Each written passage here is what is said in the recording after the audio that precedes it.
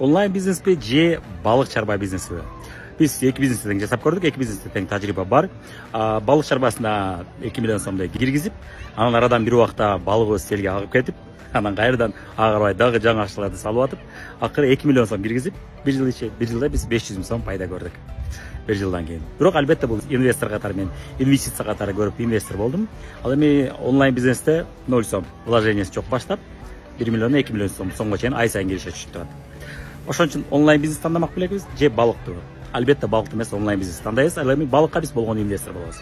Балыктын артынан 1 жыл чуркап жүрүп 2 миллион киргизип 500 миң сом пайда көргөн жакшыбы? Же болбосо нолдон без вложений баштап бизнести, бул бизнестин артынан жүрүп ай сайын миллион тапкан жакшыбы? Биз албетте экинчи жолду тандадык. Дал ошол себептен мен инвестор гана болдум. Бирок сиз бизнес баштап аткан болсоңуз, эгерде сиздин аз эле акчаңыз бар болсо, балык бизнес сизге эч кандай туура келбейт. Бирок онлайн бизнес туура келет, нолдон баштаганга шарт бар.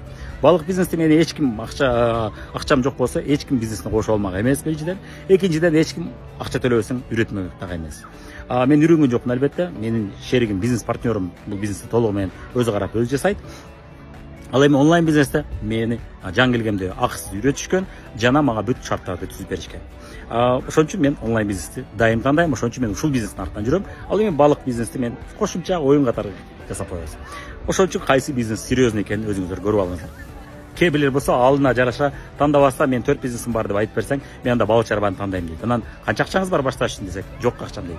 Анан сизде акчаңыз жок, ким бизнеске кошот десең, өзүнө келет. Ошон үчүн реалист болуңуздарчы, айланайын.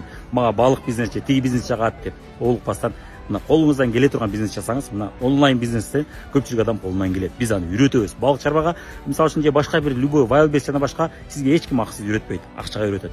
Бирок сиз аны үйрөнгөндөн кийин колуңуздан келип кетпеби белгисиз. Акча саласыз, тобокелге көп акчалар саласыз. Болуп кетпейби, аны дагы эч ким билбейт, белгисиз. Болбой калса ушунча акчага күйдүңүз, карызга батып кетишиңиз мүмкүн. Ал эми онлайн бизнесте болбой калса карызга батпайсыз. Ошон үчүн биз дайым онлайн бизнес тандагыла деп кеңеш беребиз. Эгерде сизде бизнесте тажрыйбаңыз жок болсо, бирок онлайн бизнесте жасап, чоң акчаларды таап, анан бизге окшоп инвестор болсоңуз болот. Сизге жаккан бизнесте инвестор болуп, же болбосо жаккан бизнеске тажрыйбаңыз менен, бизнесте тажрыйбаңыз менен ошол бизнести баштасаңыз туура болот.